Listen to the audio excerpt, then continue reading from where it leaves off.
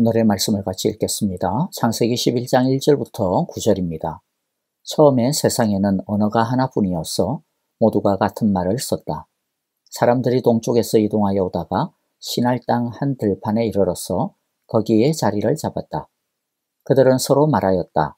자, 벽돌을 빚어서 단단히 구워내자. 사람들은 돌 대신에 벽돌을 쓰고 흙 대신에 역청을 썼다. 그들은 또 말하였다. 자, 도시를 세우고 그 안에 탑을 쌓고서 탑 꼭대기가 하늘에 닿게 하여 우리의 이름을 날리고 온 땅 위에 흩어지지 않게 하자. 주님께서 사람들이 짓고 있는 도시와 탑을 보려고 내려오셨다. 주님께서 말씀하셨다. 보아라, 만일 사람들이 같은 말을 쓰는 한 백성으로서 이렇게 이런 일을 하기 시작하였으니 이제 그들은 하고자 하는 것은 무엇이든지 하지 못할 일이 없을 것이다. 자, 우리가 내려가서 그들이 거기에서 하는 말을 뒤섞어서 그들이 서로 알아듣지 못하게 하자. 주님께서 거기에서 그들을 온 땅으로 흩으셨다. 그래서 그들은 도시 세우는 일을 그만두었다. 주님께서 거기에서 온 세상의 말을 뒤섞으셨다고 하여 사람들은 그곳의 이름을 바벨이라고 한다. 주님께서 거기에서 사람들을 온 땅에 흩으셨다. 아멘. 자, 오늘은 우리가 너무 잘 아는 내용입니다. 흔히 바벨탑 사건이라고 부르죠. 바벨탑 사건은 이 세상에 왜 이렇게 많은 언어가 존재하게 되었는지에 대해 가르쳐주고 있습니다. 우리 미국에 와 있는 이민자들뿐만 아니라 한국 학생들은 이때까지 영어 때문에 참 많은 고생을 하고 있습니다. 그때마다 어렸을 때는 괜히 하나님께 성질을 내었던 것이 기억이 납니다. 왜 하나님은 이 세상에 언어를 많이 만들어가지고 이렇게 생고생시키나 하고 말이죠. 그런데 성경을 읽어보니까 하나님께 성질을 부릴 게 전혀 아니었다라는 것을 알게 되었습니다. 이 세상에 이렇게 언어가 많은 이유가 하나님 때문이 아니고 인간들의 탐욕의 죄 때문이었던 것이죠. 맨 처음 인류인 아담과 하와의 죄로 인해 세상의 죽음과 그로 인한 각종 연약함과 유한함의 고통이 우리 가운데 들어와 사람의 실존이 불안과 염려와 두려움, 고통이 되어버렸는데 이제 옛날 사람들의 죄로 인해 세상에 혼잡스러움이 찾아 이 땅에 수많은 언어가 생긴 것입니다. 즉 성경이 우리에게 분명하게 말씀해 주시는 주제가 있습니다. 그것은 죄의 문제입니다. 인류의 가장 큰 문제의 뿌리가 죄라는 것이죠. 모든 문제의 근원은 죄임을 알아야 한다는 것입니다. 우리가 살면서 당하는 여러 가지 문제들과 고통들은 하나의 증상에 불과합니다. 그렇기 때문에 그 증상만 치료해서는 제대로 해결이 될 수가 없습니다. 증상만 치료하면 임시변통에 지나지 않게 되고 나중에 오히려 더 문제가 깊어지게 될 수 있습니다. 그 뿌리를 해결해야 합니다. 죄를 해결해야 합니다. 그래서 하나님은 이 근원적인 문제를 해결하시고자 하시는 겁니다.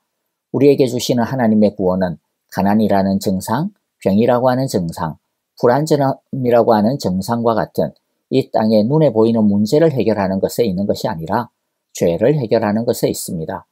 그러므로 축복이라는 것도 우리는 나의 물질적인 어려움이 해결받는 것, 우리의 건강의 어려움이 해결받는 것, 우리의 미래가 보장되는 것, 우리의 자녀들이 잘 되는 것 등등 이와 같은 것들을 축복이라고 생각하지만 그러나 진짜 축복은 죄를 해결받는 것입니다. 정상의 뿌리, 근원을 해결받는 것입니다. 그런데 이렇게 뿌리를 해결받고 나면, 죄를 해결받고 나면 뿌리가 해결되었기 때문에 그에 따르는 여러 가지 증상들도 호전이 되는 것을 경험하게 됩니다. 그래서 예수를 믿게 되면 복음을 받아 죄를 해결하게 되면 정신과 마음이 건강해지고 삶에 대한 가치관과 자세가 올바르게 되어 건강해지고 그리고 그런 것이 실제적으로 그 사람의 삶을 건강하고 풍성하게 발전시키는 것을 경험하게 되는 것입니다. 이런 것은 비단 개인적인 차원에서만 일어나는 것이 아니고요.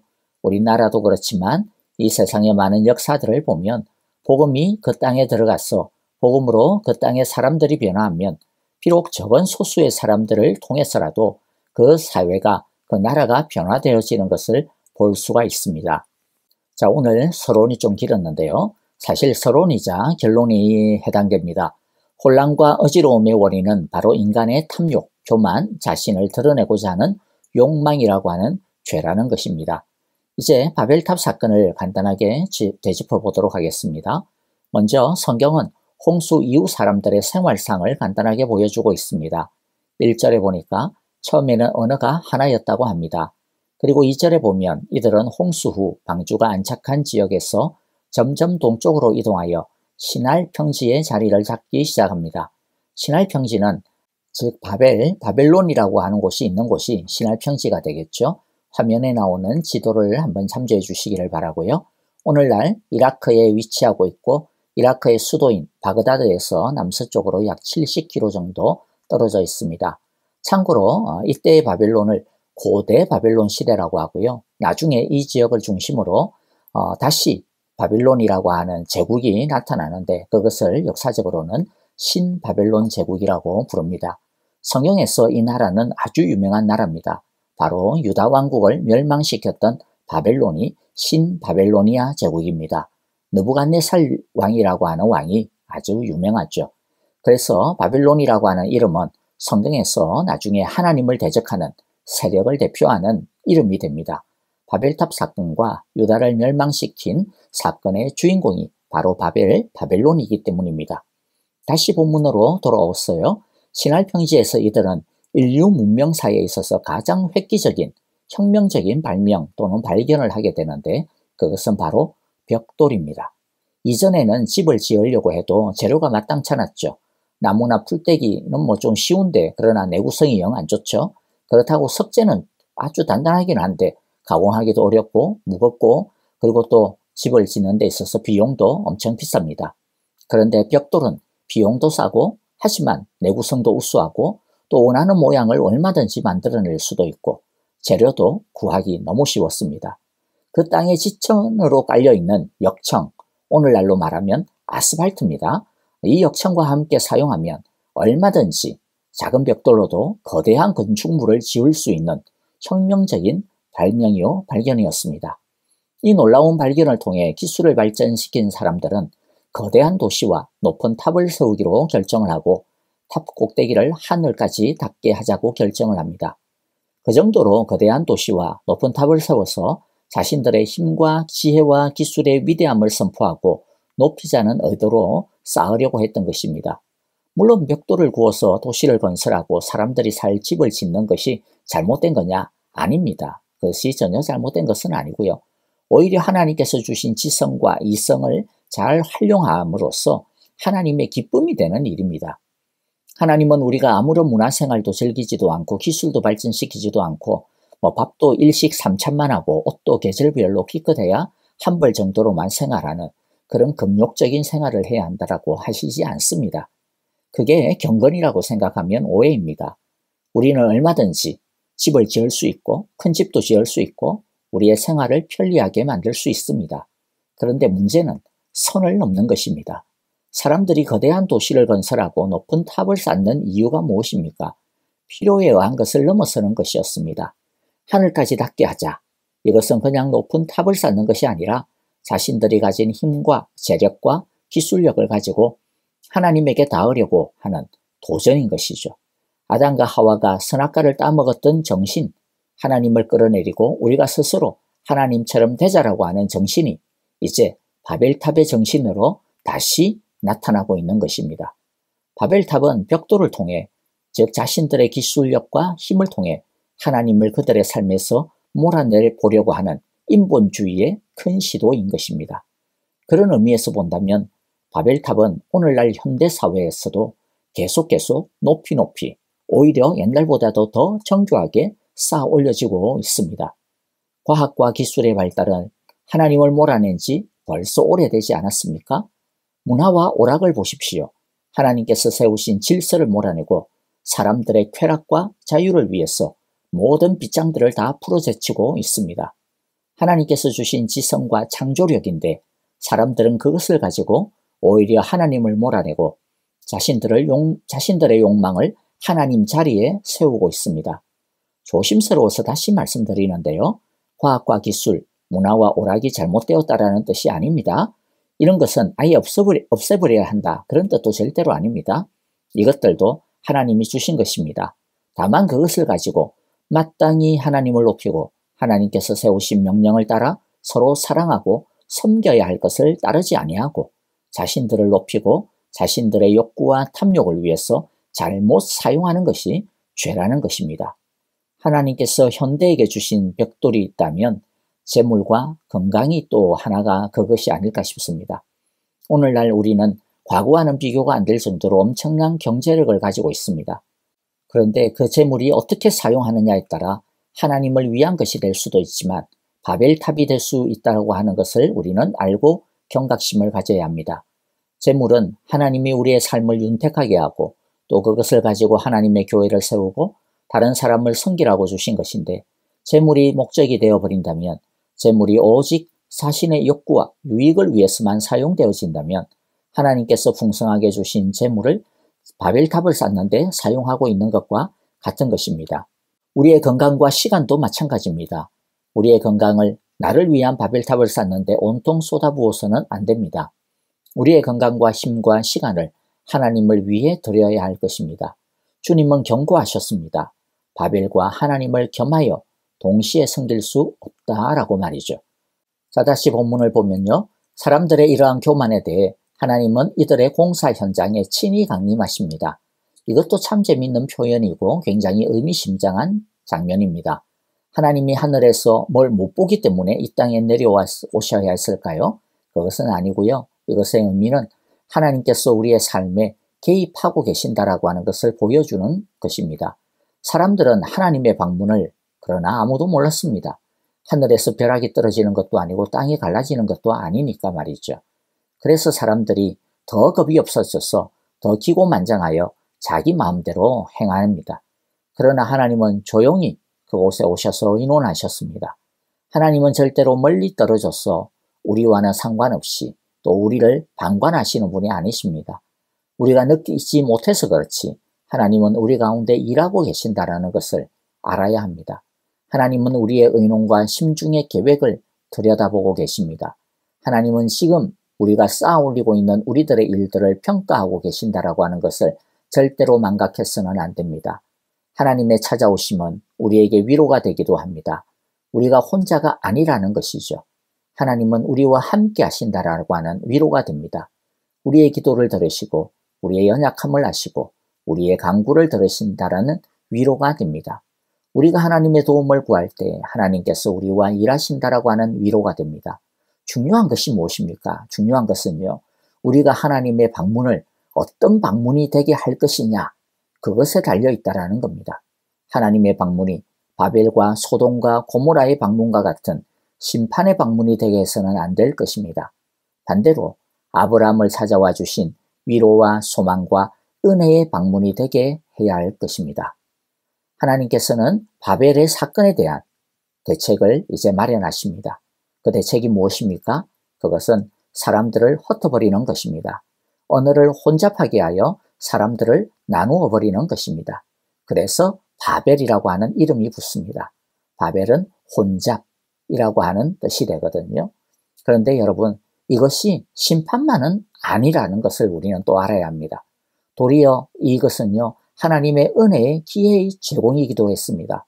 하나님은 이들이 계속해서 이렇게 하나로 있다가는 6절의 말씀처럼 사람들이 마음먹은 대로 나중에는 더 막장까지 갈 수 있다라고 하는 것을 알았습니다. 그래서 이들이 똘똘 뭉쳐 더 큰 죄를 짓지 못하도록 흩어버리신 것입니다.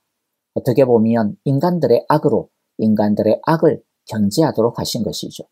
모두가 멸망당해야 하는 상황에서 하나님은 한없는 은혜를 베푸셔서 사람들의 언어를 분리시키심으로 죄를 짓더라도 너무 막 나가지 않고 조금씩 썩게 하시고, 그래서 나중에 결국 전체는 남도록 배려해 주신 것입니다. 말씀을 마무리하도록 할게요. 하나님께서 우리들에게 원하시는 것이 무엇입니까? 높이 올라가는 것이 아닙니다. 오히려 하나님 앞에서 모두가 겸손해지는 것입니다. 자신을 높이는 것이 아니라 하나님만을 높이며 자신의 힘과 기술을 중심으로 사는 것이 아니라 하나님을 중심으로 사는 것입니다. 죄로 인해 언어가 혼잡해지고 흩어진 인류를 나중에 하나님은 다시 하나가 되게 하실 것입니다. 하나님의 구원, 하나님의 나라는 흩어진 인류가 다시 진정으로 하나님 앞에서, 하나님 안에서, 예수 그리스도 안에서 만물이 통일되게 하시고 하나가 되게 하시는 것입니다. 하나님은 그 비밀의 맛배기를 오순절 성령 강림 사건을 통해 보여주셨습니다. 오순절 성령 강림 때 제자들은 성령을 받아 말했는데요. 온 세상에서 온 사람들이 모두가 자신들이 난 곳에 각기 다른 언어로 제자들의 그 말을 한꺼번에 다 이해를 했습니다. 죄로 인해 흩어진 세상을 하나님께서 예수님 안에서 성령 안에서 하나 되게 하신 것을 보여주신 것입니다.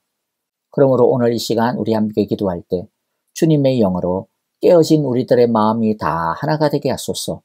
혼잡해진 우리들의 마음과 관계들이 새롭게 하나가 되게 하소서. 우리 교회를, 온 땅의 교회를, 그리고 이 세상을 주님의 영으로 하나가 되게 통일되게 하소서라고 기도하기를 바랍니다. 아멘. 이제 우리 오늘 말씀 마음에 새기면서 찬양 드리면서 함께 기도하고요.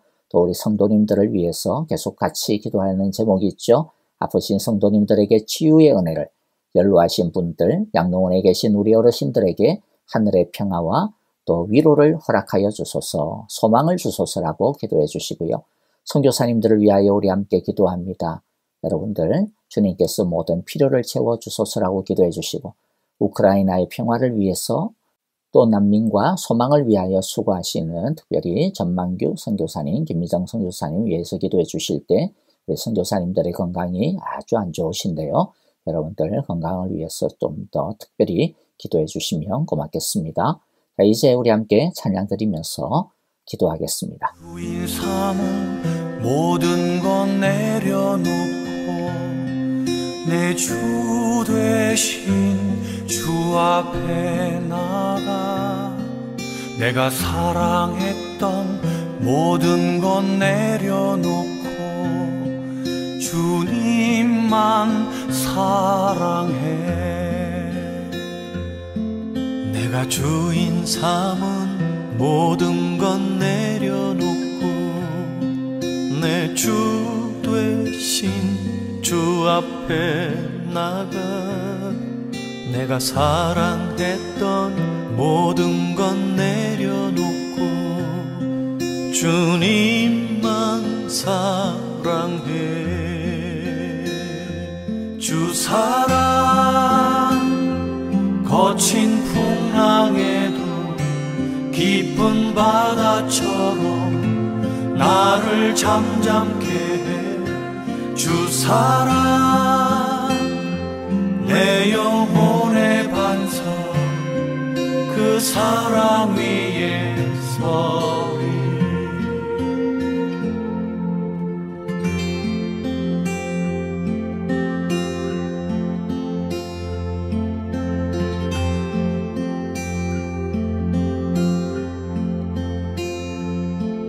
내가 주인 삼은 모든 것 내려놓고 내 주 되신 주 앞에 나가 내가 사랑했던 모든 것 내려놓고 주님만 사랑해. 내가 주인 삼은 모든 것 내려놓고 내 주 되신 주 앞에 나가 내가 사랑했던 모든 것 내려놓고 주님만 사랑해. 주 사랑 거친 풍랑에도 깊은 바다처럼 나를 잠잠케 해. 주 사랑 내 영혼의 반석 그 사랑 위에 서리. 주 사랑 거친 풍랑에도 깊은 바다처럼 나를 잠잠케 해. 주 사랑 내 영혼의 반석 그 사랑 위에 서리.